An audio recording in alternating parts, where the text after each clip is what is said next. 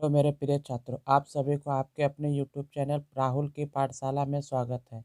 आज हम लोग एसएससी जीडी में प्रीवियस ईयर के कुछ प्रश्नों को देखेंगे।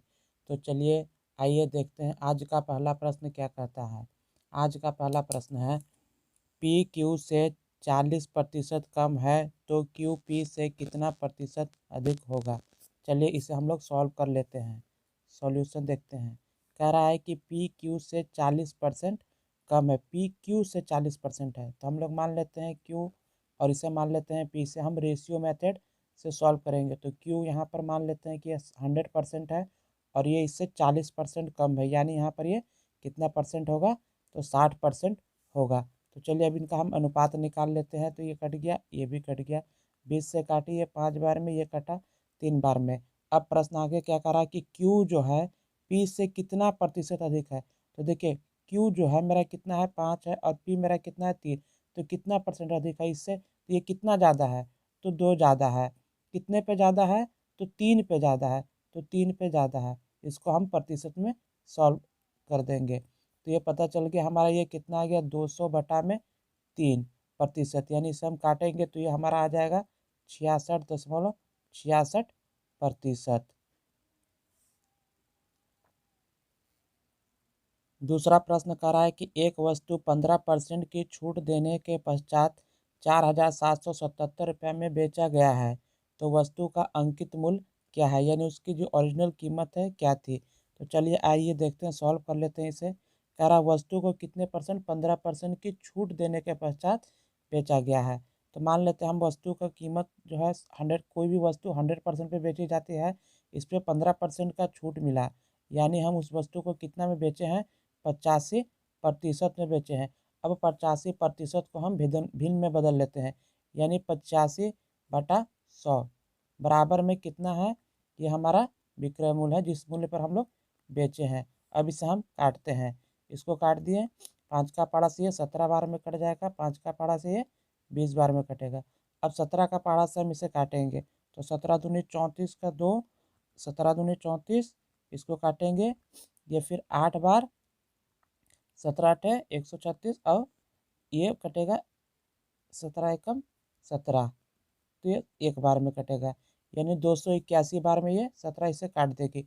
यानी अब जो उसका अंकित मूल्य था, तो अंकित मूल्य उसका कितना था, 281 गुना 20। आइए गुना कर लेते हैं, 0 का 0, 2 एकम 2, 8 दूनी 16 का 6, 8 दूनी 16 का 6, हासिल 1, 2 दूनी 4, 1 5, यानी 5,720 उसका कीमत था।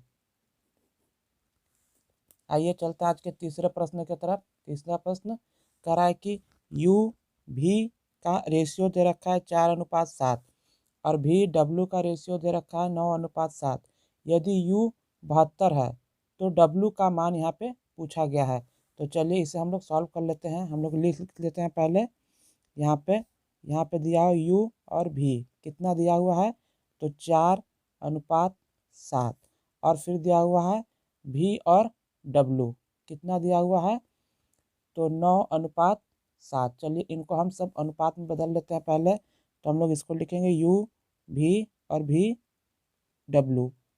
चलिए इसको सॉल्व करते हैं, 4 7, अब भी के सामने भी को लिखेंगे, भी यहाँ पे 9 है तो यहाँ पे लिखेंगे 9 और यहाँ पे 7। इसको हम लोग कर लेते हैं गुना, इसको इससे गुना किए, जो खाली रहता है उसी को लिख दिया जाता है। यानी यहाँ पर हम लोग कितना से यहाँ पे, तो 7×7 = 49 हो गया, ये 9×7 = 63 और 9×4 = 36।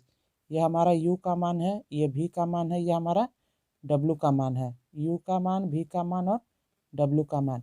यू का मान हमारे सवाल में दे रखा था कितना है, यू का मान 72 है, यानी 36 अनुपात का मान दे रखा है 72।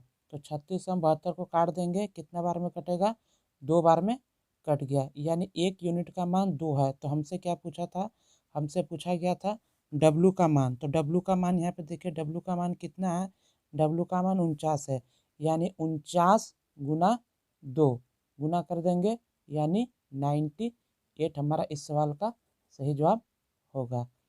चलिए चलते हैं अगले प्रश्न की तरफ।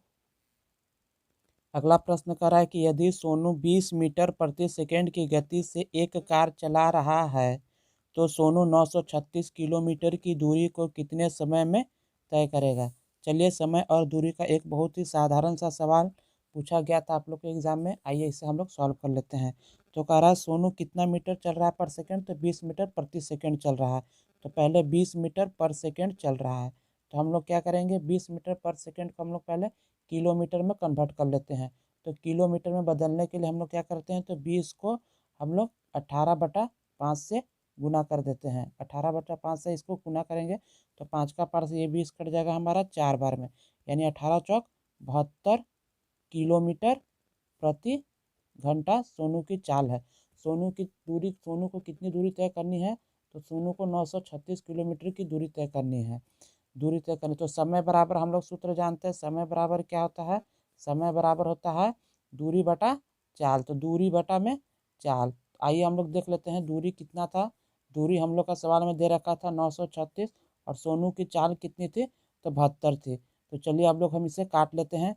हम लोग इसे काट लिए हैं कितने के पहाड़ा से, 12 के पहाड़ा से काटे पहले। 12 5 60, 12 6 72, 12 7 84, यानी 7 बार में 84 और 8 बार में 96। ये 12 का पहाड़ा से 6 बार में कट गया। अब इसे हम 6 के पहाड़ा से काट देंगे 78 को, तो 13 छक 78, यानी 13 घंटा में सोनू क्या है कि 936 किलोमीटर की दूरी को क्या करेगा, तय कर लेगा। यहाँ से देखिए फिर से एक बार समझ लीजिए, सोनू 20 मीटर प्रति सेकंड से चल रहा था, तो 936 किलोमीटर की दूरी को तय करने में कितना समय लगा। यहाँ पे मीटर पर सेकंड में उसकी चाल थी, उसे हम किलोमीटर पर सेकंड में पहले बदले। उसके बाद हम लोग सूत्र लगाएं कि समय बराबर क्या होता है, दूरी बटा चाल, यानी 936/72।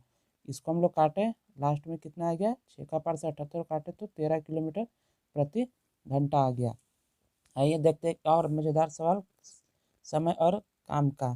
कह रहा है कि ए एक काम को 6 दिन में करता है तथा बी 8 दिन में करता है, तो दोनों मिलकर साथ मिलकर कार्य को कितने दिन में करेंगे। आइए इसकी एक नॉर्मल एक छोटी सी ट्रिक है, उस ट्रिक को देख लिया जाता है कि अगर ए दिया हो और बी भी दिया हो और दोनों अगर साथ मिलकर कार्य करने का बात कहा जाए, तो हम लोग इस फॉर्मूला को यूज कर सकते हैं।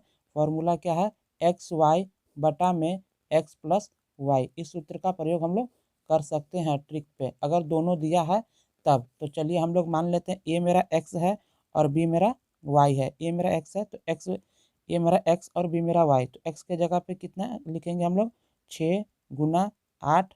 अब दोनों को जोड़ देंगे, यानी एक्स प्लस वाई, 8 और 6 यहाँ पे कितना हो जाएगा, 8 और 6। चलिए गुना कर लेते हैं, 8 6 48 और 8 6 14। काट लेते हैं इससे हम, तो ये हो जाएगा 24/7 दिन, यानी 3.3/7 दिन में वे दोनों काम को क्या करेंगे, पूरा कर लेंगे।